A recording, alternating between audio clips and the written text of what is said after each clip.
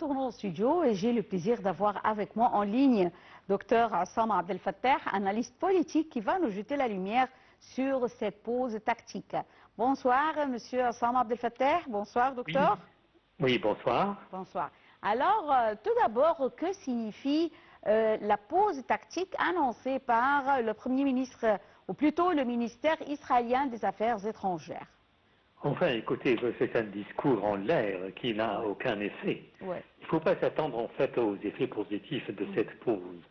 Parce que de fois, par exemple, il a annoncé des pauses, et en même temps, on voit que l'armée israélienne mène ses opérations militaires, et puis on entend d'un moment à l'autre la chute de plusieurs victimes palestiniennes, et en même temps, nous sommes confrontés, ici, nous sommes en présence d'une famine qui a atteint des niveaux alarmants, comme dit toujours le représentant des Nations Unies.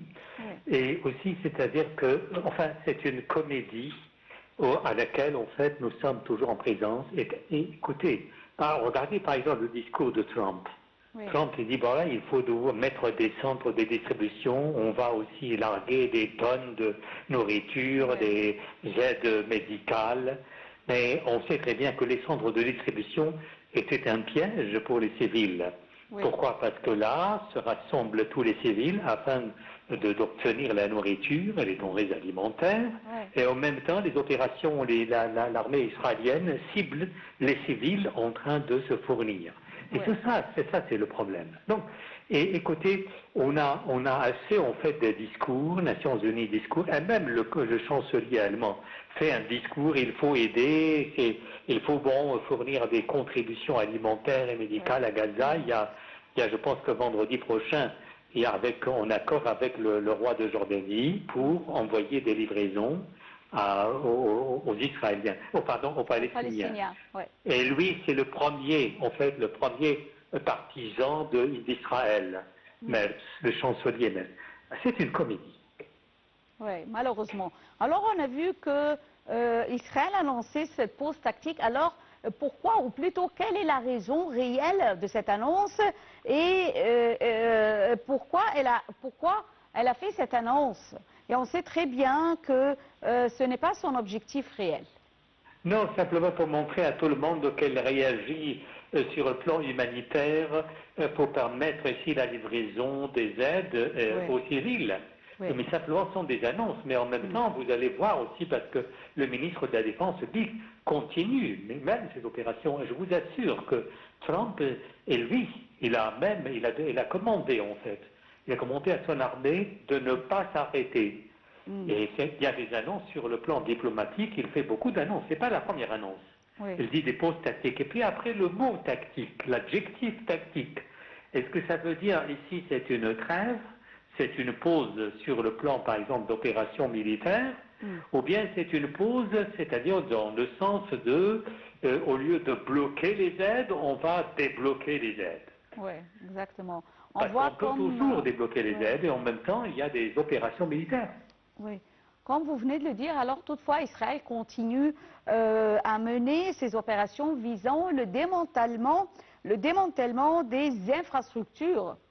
Toujours, mais il a été déjà démantelé. L'infrastructure a été déjà démantelée, mais son but final, c'est de vider complètement l'enclave de Gaza des Palestiniens et de les envoyer aux pays voisins. Est-ce que vous voyez que cette sorte d'annonce, on peut dire que c'est dû aux pressions internationales qui étaient exercées de la part du monde entier, et je peux dire ici, non les gouvernements, mais la population des habitants de la Terre, de toute la Terre, de partout, du monde entier. Il y avait des pressions internationales sur Israël. Est-ce que vous voyez que cette annonce de pause tactique de 72 heures seulement pour 10 heures par jour, est-ce que ça va aider à faire arrêter les manifestations contre Israël et arrêter ces pressions? Et écoutez, parce que moi je n'ai jamais vu en fait d'effet positif de toute pression exercée sur Israël. C'est-à-dire qu'Israël continue, et au moment où Israël continue les opérations, on a entendu les représentants européens dire nous soutenons Israël, mais nous essayons d'appeler Israël aussi à permettre, à débloquer des aides humanitaires, c'est tout. Mais il suffit simplement de mettre fin à cette guerre en Gaza. Il suffit de le mettre fin et puis après toutes les solutions vont apparaître en l'air. Mais regardez ce qui se passe actuellement. La solution de ce problème, ce n'est pas seulement de débloquer les aides humanitaires, parce qu'on peut se servir des aides humanitaires pour cibler davantage de victimes. C'est ce qui se passe actuellement. Absolument. Le centre de distribution a une mauvaise réputation. Oui, alors plus de 1000 Palestiniens ont été tués par l'armée israélienne, comme vous venez de le dire, en attendant l'aide humanitaire près des points de distribution de la GHF. Alors, la fondation GHF resterait-elle l'unique débouché de distribution des aides? Moi, je pense que c'est, à mon avis, c'est l'unique chemin vers le diable, vers l'enfer pour les Palestiniens. Oui, malheureusement. C'est là où on peut, justement, c'est là où l'armée israélienne peut facilement cibler les Gazaouis et les Palestiniens. C'est là. Alors, docteur Hassam Abdel Fattah, on a toujours un commentaire concernant l'Égypte. Alors, le ministre des Affaires étrangères et de l'immigration, docteur Badr Abdelati, s'est rendu à New York afin de participer à la conférence internationale sur l'avenir de l'État palestinien. Et il venait de faire son discours il y a plutôt une demi-heure. Et lors de sa participation, le chef de la diplomatie a réaffirmé les positions constantes de l'Égypte sur le dossier palestinien. Plus de détails dans ce commentaire.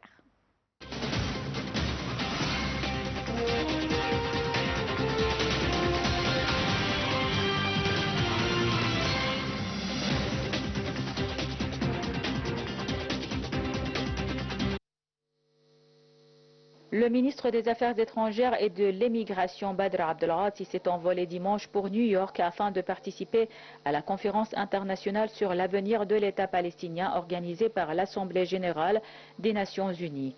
Prévue initialement en juin, la réunion avait été reportée à la dernière minute en raison de la guerre entre Israël et l'Iran. Elle s'ouvre finalement ce lundi 28 juillet au siège de l'ONU au niveau ministériel. L'Égypte œuvrera à mobiliser la communauté internationale en faveur de la reconnaissance de l'État palestinien, a déclaré le porte-parole du ministère des Affaires étrangères. Il a également souligné que le chef de la diplomatie égyptienne y réaffirme les positions constantes de l'Égypte sur le dossier palestinien. Le Caire, a-t-il rappelé, rejette fermement toute tentative de déplacement des Palestiniens hors de leur terre et agit sur plusieurs fronts pour soutenir le peuple palestinien dans la bande de Gaza. Cette conférence qui vise à relancer le processus de paix et à promouvoir la mise en œuvre d'une solution à deux États réunit à ce stade 123 pays et organisations sur les 193 États membres de l'ONU.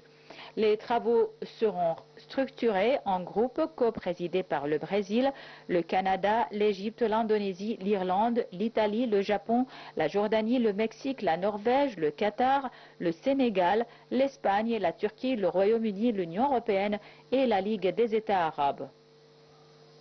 Israël, de son côté, a justifié son absence par le refus de la conférence de condamner explicitement le Hamas et de faire de la libération des otages une condition préalable à tout dialogue.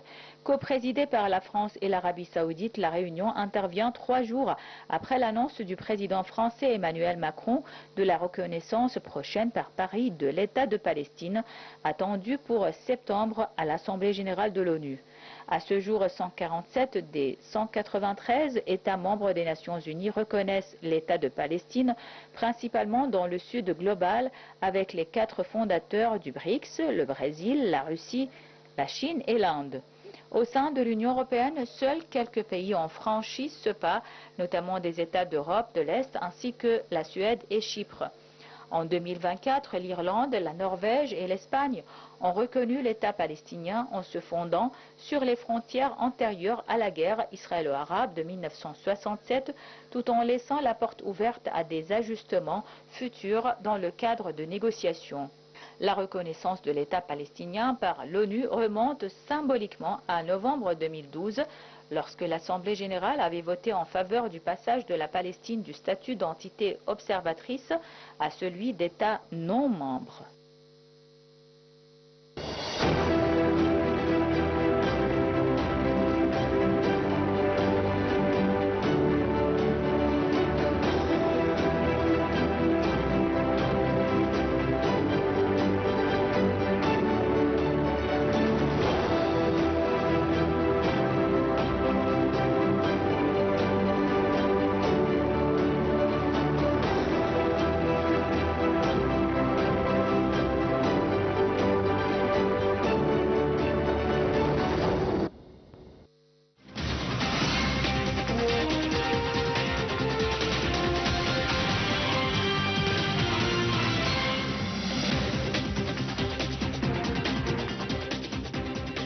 L'Agence des Nations Unies pour les réfugiés palestiniens, UNRWA, fournit une aide d'urgence aux Palestiniens vivant dans les territoires palestiniens occupés, mais aussi une série de services essentiels.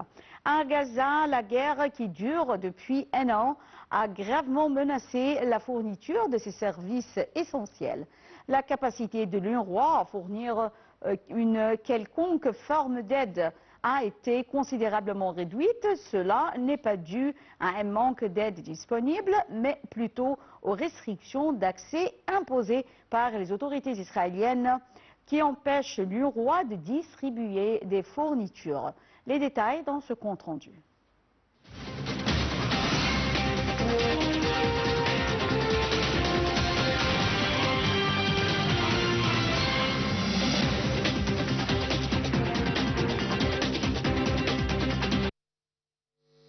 On estimait que plus d'1 million de réfugiés palestiniens vivaient dans une pauvreté absolue, ce qui signifie qu'ils ne pouvaient pas satisfaire leurs besoins alimentaires les plus élémentaires.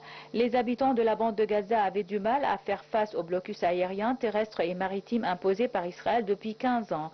Pour améliorer les conditions de vie, l'UNRWA apportait une aide alimentaire et médicale ainsi que des transferts d'argent liquide. Depuis la guerre, la capacité de l'UNRWA à fournir une quelconque forme d'aide a été considérablement réduite. Cela n'est pas dû à un manque d'aide disponible, mais plutôt aux restrictions d'accès imposées par les autorités israéliennes qui empêchent l'UNRWA de distribuer des fournitures. Le chef de l'agence, Philippe Lazzarini, a indiqué en octobre dernier qu'une trentaine de camions humanitaires entraînent chaque jour dans Gaza, soit seulement 6% de la quantité de fournitures commerciales et humanitaires autorisées avant la guerre. Selon le Bureau des affaires humanitaires de l'ONU, OCHA, près de la moitié de la population ne dispose pas du minimum de 15 litres d'eau par personne et par jour pour boire, cuisiner et assurer son hygiène. Avant la guerre, l'UNRWA fournissait des soins de santé primaires complets aux réfugiés palestiniens depuis plus de 60 ans. Il y avait 22 centres de santé à Gaza avec des cliniques et des laboratoires, des soins de santé maternelle personnalisés et des services de planification familiale. Des conseillers psychosociaux étaient présents dans plusieurs écoles de Gaza et il y avait des cliniques spécialisées dans plusieurs centres de santé pour aider les enfants à faire face à l'anxiété, à la détresse et à la dépression. Depuis la guerre, les hôpitaux ont, à plusieurs reprises, depuis le 7 octobre 2023, été pris pour cible par l'armée israélienne. L'hôpital Kamal Adwen, dans le nord de Gaza, est devenu une zone de guerre assiégée, selon les termes d'une haute responsable de l'UNICEF. Des nouveau-nés vulnérables et des enfants malades et blessés ayant besoin de soins intensifs sont tués dans des tentes, dans des incubateurs et dans les bras de leurs parents, a-t-elle déclaré.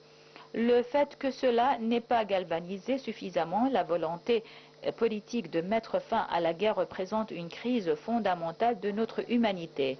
L'agence a joué un rôle clé dans la campagne inter-agence de vaccination contre la polio, inoculant environ 560 000 enfants dans toute la bande de Gaza lors du premier cycle et environ 545 000 lors du second cycle. Des milliers de personnes restent cependant hors de portée et les ordres de déplacement et les bombardements constants d'Israël ont entraîné de sérieux retards et obstacles. L'UNRWA a néanmoins pu maintenir 8 de ces centres de santé opérationnels et malgré les conditions extrêmement dangereuses dans lesquelles ils doivent opérer, il y a eu plus de 500 attaques contre des travailleurs de la santé, des patients, des hôpitaux et d'autres infrastructures médicales. L'UNRWA considère que les enfants de la bande de Gaza n'ont pas d'espace sûr pour apprendre, mais malgré les dangers, l'agence reste déterminée à offrir des opportunités éducatives et à lancer un programme visant à fournir des espaces d'apprentissage offrant un soutien de base, notamment des activités récréatives et d'apprentissage. Près de 85% des écoles de l'agence ont été touchées ou endommagées pendant la guerre, certaines à plusieurs reprises, certaines ont été rasées, beaucoup ont été gravement endommagées. Beaucoup d'entre elles servent. Le Sénat est le centre d'expertise, le bastion de la législation qui trace notre avenir. Chaque voix est une pierre dans l'édifice de notre chère patrie. Ne renonce pas à ton droit, ne rate pas cette chance. Ta voix est importante, ta voix fait la différence. Élection sénatoriale 2025.